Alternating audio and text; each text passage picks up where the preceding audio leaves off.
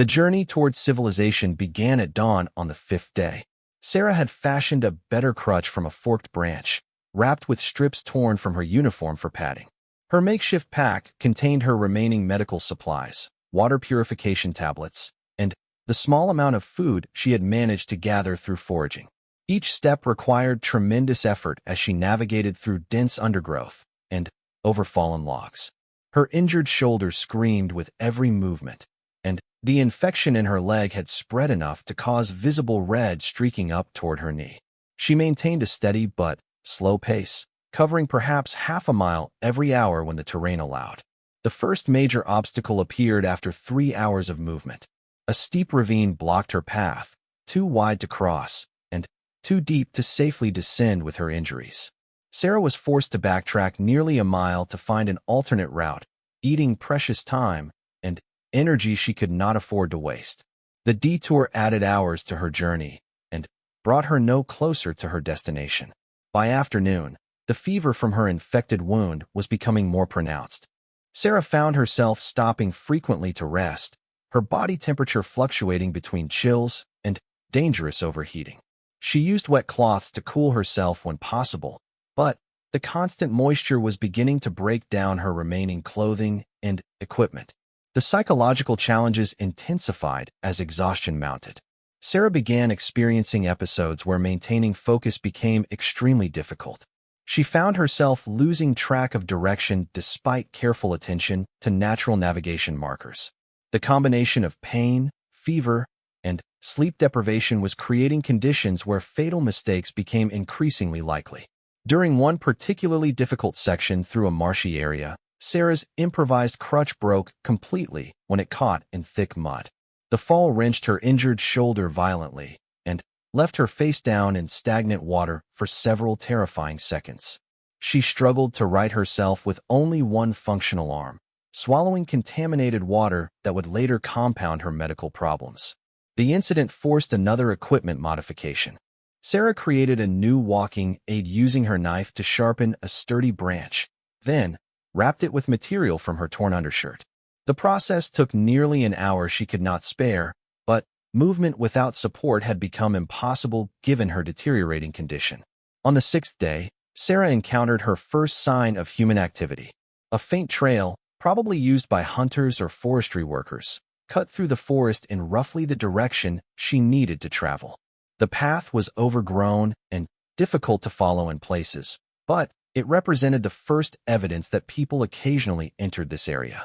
Following the trail proved both encouraging and frustrating. The easier walking surface allowed Sarah to increase her pace slightly, but the path wandered through numerous switchbacks that added distance to her journey. Several times she considered leaving the trail to take more direct routes, but her declining condition made navigation errors potentially fatal. Her water situation became critical when she discovered that the contaminated water from her fall had triggered severe digestive problems. Sarah was losing fluids faster than she could replace them, and safe water sources were becoming harder to locate as she moved away from the stream system she knew. The infection in her leg wound had progressed to the point where red streaking was visible almost to her hip. Sarah knew she was developing blood poisoning, a condition that would kill her within days without proper medical treatment. She increased her antibiotic dosage using the limited supplies in her medical kit, but the medications were designed for minor wounds, not serious systemic infections. Sleep became increasingly elusive as fever and pain intensified. Sarah found herself hallucinating during rest periods, seeing movement in the forest that was not there and hearing voices calling her name. She recognized these as symptoms of severe exhaustion and infection, but could not prevent their occurrence or the dangerous confusion they created. On the 7th day, Sarah's condition deteriorated to the point where continued movement required enormous willpower. Each step sent waves of agony through her infected leg and injured back. Her fever spiked high enough to cause periods of delirium where she lost awareness of her surroundings entirely. During one of these episodes, Sarah wandered off the trail and became lost in dense forest. When consciousness returned, she found herself in an area with no recognizable landmarks and no clear indication of which direction led back to the path. Panic threatened to overwhelm her as she realized that losing the trail might mean death. Her ranger training provided the mental framework needed to overcome the panic. Sarah forced herself to stop moving and think systematically about her situation. She used natural navigation techniques to determine approximate directions, then began a careful search pattern to relocate the trail. The process took several hours, but she eventually found familiar markers that guided her back to the path. The 8th day brought the first indication that she was approaching populated areas. Sarah discovered a rusted metal sign partially hidden by vegetation, marking what had once been a forestry boundary. The sign was old and weathered, but it indicated that maintained roads existed somewhere in the area. Her pace increased despite her worsening condition. The possibility of reaching help provided motivation that overrode pain and exhaustion. Sarah pushed herself harder than was probably wise, covering more ground but further depleting energy reserves she could not afford to lose. Late that afternoon, she heard the unmistakable sound of internal combustion engines in the distance. Not helicopters or aircraft, but ground vehicles operating on roads. Sarah changed direction toward the sound, leaving the trail for the first time since finding it days earlier. The terrain between her position and the road sounds included a steep hillside covered with loose rock and fallen timber. Under normal circumstances, the descent would have been challenging but manageable. In her current condition, it represented an enormous risk that could easily result in fatal injury. Sarah descended carefully, testing each step before committing her full weight. Her improvised crutch repeatedly caught on obstacles, forcing her to navigate primarily by sliding and controlled falling. The descent took over an hour and left her completely exhausted, but she could now clearly hear vehicle traffic ahead. The forest ended abruptly at a narrow gravel road that showed recent tire tracks. Sarah had found the connection to civilization she desperately needed, but she faced a new dilemma. Traffic appeared infrequent, and she had no way of knowing how long she might have to wait for assistance. She positioned herself where approaching vehicles would have maximum visibility, then began preparing signal materials. Using her knife, Sarah cut bright strips from her uniform and tied them to branches near the road. She also gathered dry wood for a signal fire, though starting it with her limited resources would be challenging. As afternoon faded toward evening, Sarah heard the approach of the first vehicle since reaching the road. A pickup truck appeared around a curve, traveling slowly on the rough gravel surface. Sarah moved into the roadway and began waving her functional arm, praying that the driver would stop and not simply drive around what might appear to be a dangerous person. The truck slowed, then stopped completely. The driver, an elderly man in work clothes, stepped out cautiously and approached Sarah's position. His first words revealed both concern and shock at her appearance after 8 days in the wilderness. Within minutes, the man had radioed for emergency medical assistance and begun providing basic first aid with supplies from his vehicle. Sarah remained conscious long enough to provide her name and unit identification, ensuring that her rescue would be properly reported to military authorities. The medical evacuation that followed became a blur of sirens, medical personnel, and transport aircraft.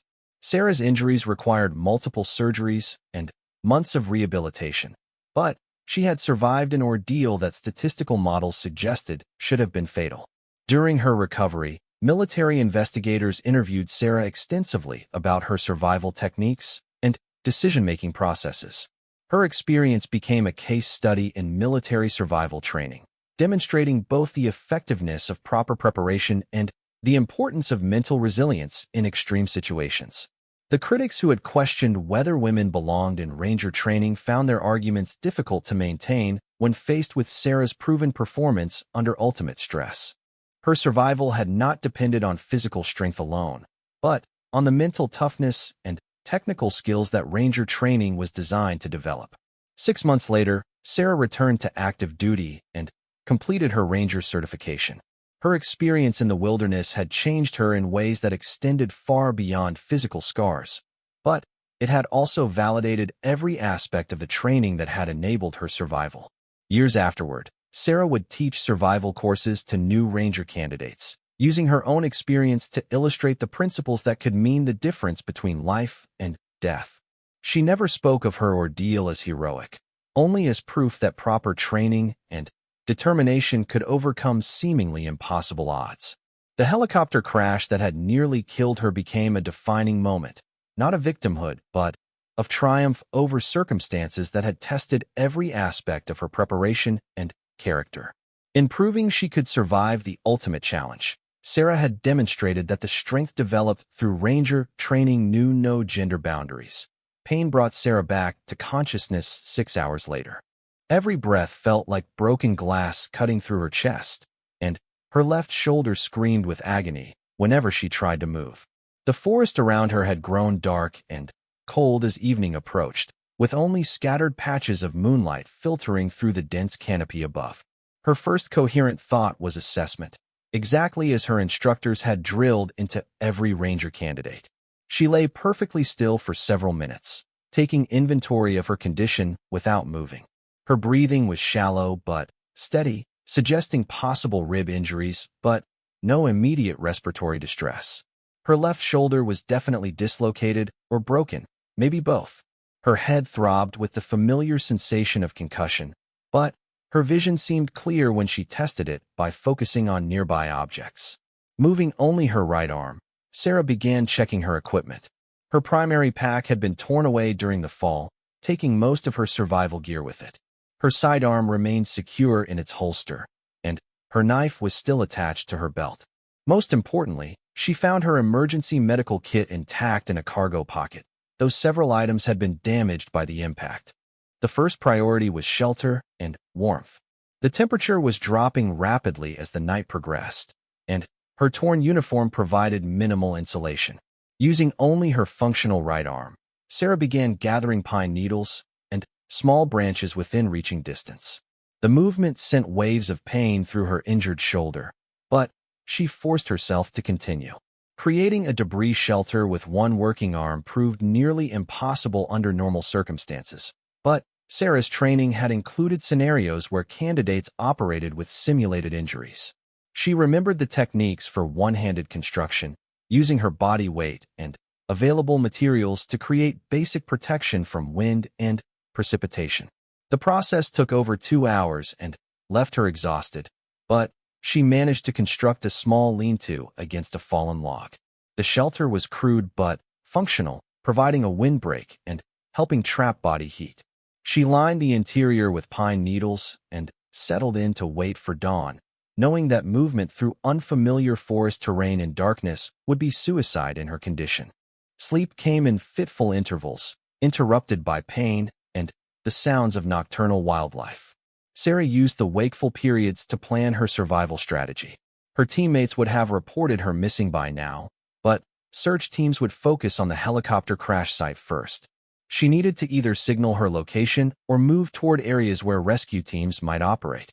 Her emergency radio had been damaged in the fall, producing only static when she tested it. The GPS unit was completely destroyed, leaving her dependent on natural navigation methods. Based on the sun's position before the crash and the terrain features she could observe, Sarah estimated her location as approximately 5 miles southeast of the intended insertion point. Dawn brought new challenges and opportunities. Sarah's condition had worsened overnight, with increased stiffness in her back and clear signs of infection beginning around a deep cut on her left leg. But daylight also revealed resources she had missed in the darkness, including a small stream flowing 40 yards from her shelter.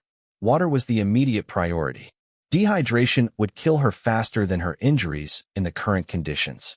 Using her knife and remaining gear, Sarah fashioned a crude crutch from a sturdy branch and began the painful journey to the stream.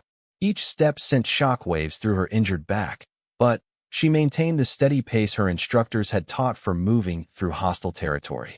The stream provided clear, cold water that she purified using water treatment tablets from her medical kit. She also used the opportunity to clean her wounds as thoroughly as possible with her limited supplies. The cut on her leg was deeper than she had initially assessed, requiring improvised stitches using thread from her torn uniform and her knife sterilized in the stream. Field medicine with one functional arm tested every technique Sarah had learned in medical training. She fashioned a sling for her injured shoulder using strips of cloth torn from her uniform, then created a splint for what she now suspected was a fractured wrist on the same arm. The pain was excruciating, but proper immobilization was essential for preventing further damage. By mid-morning, Sarah heard the distant sound of helicopters conducting search operations. The aircraft were operating several miles to the northwest, focused on the area around the crash site. She attempted to signal using a small mirror from her medical kit, but the dense forest canopy blocked most direct sunlight needed for effective signaling. Movement toward the search area became her next priority. The terrain between her location and the crash site included steep ridgelines and dense undergrowth that would challenge even an uninjured person. Sarah began planning a route that would minimize elevation changes while maximizing her chances of reaching areas where rescue teams might operate. Her survival training emphasized the importance of leaving clear trail markers for rescue teams. Using her knife, Sarah began carving distinctive marks into trees along her planned route, creating signs that would be recognizable to military search teams, but unlikely to attract unwanted attention from potential threats. The first day of movement covered less than a mile. Sarah's injuries forced frequent rest stops, and her improvised crutch proved inadequate for the rough terrain. By evening, she had reached a small ridge that provided a better view of the surrounding area, but the effort had drained her remaining strength reserves. That night brought the first real test of her mental resilience. The combination of pain, exhaustion, and isolation created conditions where panic could easily take hold. Sarah found herself relying heavily on the psychological preparation that was fundamental to ranger training. She used breathing exercises to control pain, mental rehearsal to plan the next day's movement, and positive visualization to maintain hope for rescue. The stream of helicopters continued throughout the second day, but they remained focused on areas too far away for Sarah to reach in her current condition. She began to accept that rescue might not come, and survival would depend entirely on her ability to self-recover and reach civilization through her own efforts. Her medical condition was deteriorating. The infection in her leg wound was spreading despite her treatment efforts, and she was showing early signs of fever. Her injured shoulder had swollen significantly, making even simple movements increasingly difficult. Most concerning was the persistent headache and occasional dizziness that suggested her concussion was more severe than initially assessed. Food became a critical concern by the third day. Sarah's emergency rations had been lost with her primary pack, leaving her dependent on foraging and hunting with minimal equipment.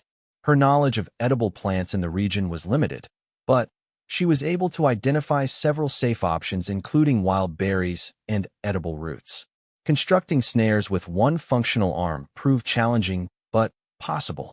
Sarah used techniques learned in survival training to create simple traps for small game, though success would depend largely on luck and proper placement. She also identified areas where she might be able to catch fish using improvised methods, though her injuries made such efforts extremely difficult.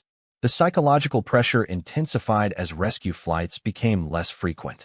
Sarah realized that official search operations were likely being scaled back as the probability of finding survivors decreased.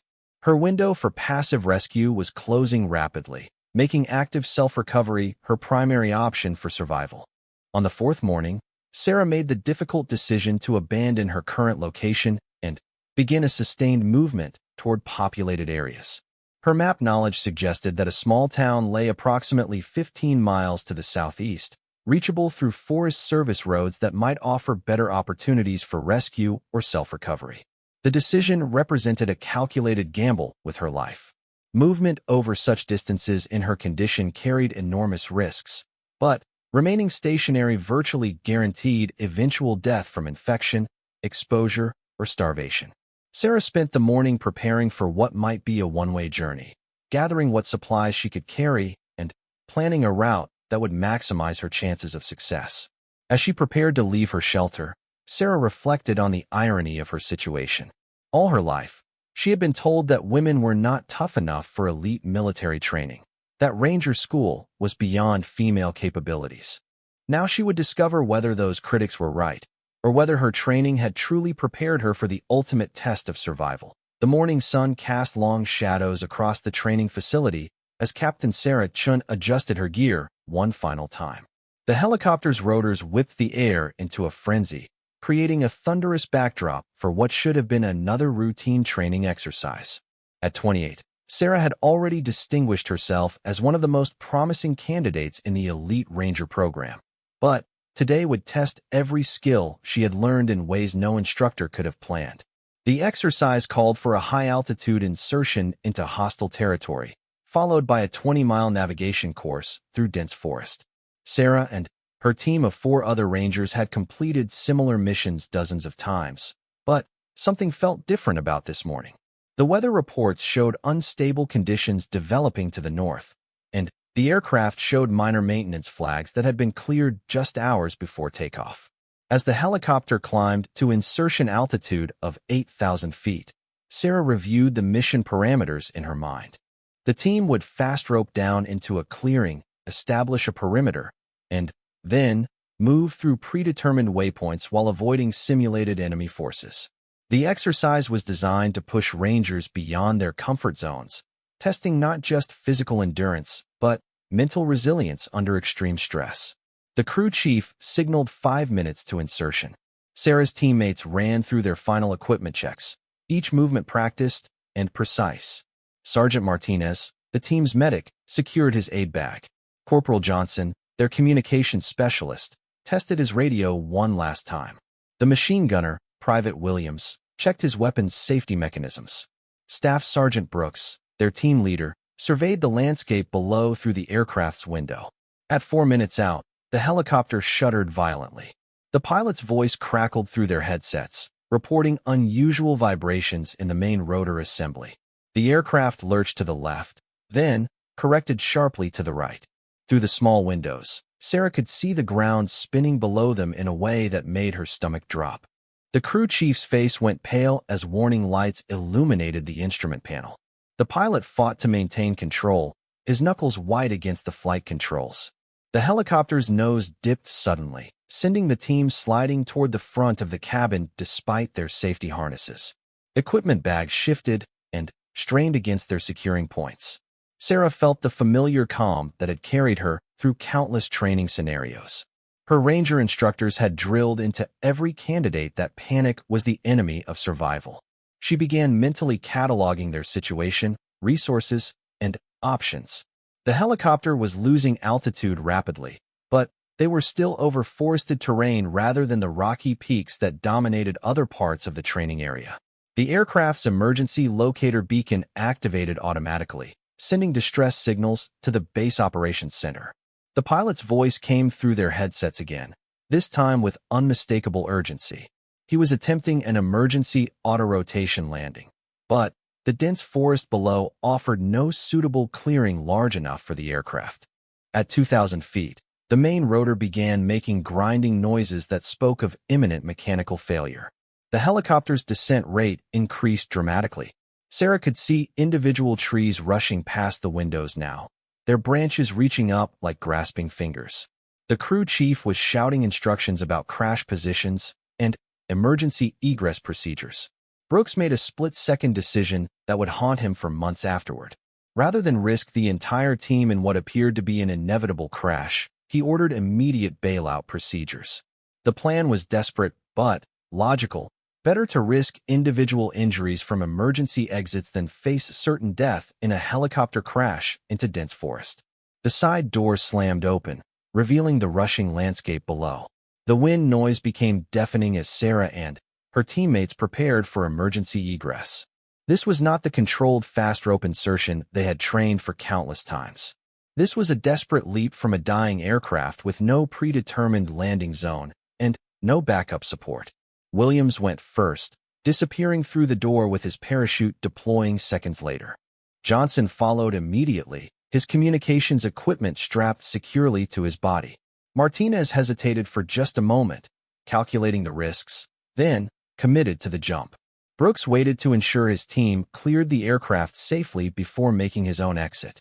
Sarah was last to approach the door. The helicopter was now at 1,500 feet and losing altitude rapidly. Through the opening, she could see the canopies of her teammates drifting toward the forest below. The aircraft lurched again, throwing her off balance just as she stepped toward the threshold. The timing could not have been worse. As Sarah committed to her jump, the helicopter's damaged rotor assembly finally gave way completely.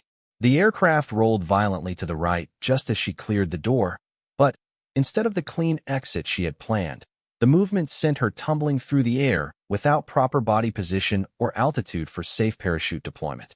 Her training chute deployed automatically at the minimum safe altitude, but the canopy only had seconds to slow her descent before she crashed through the forest canopy.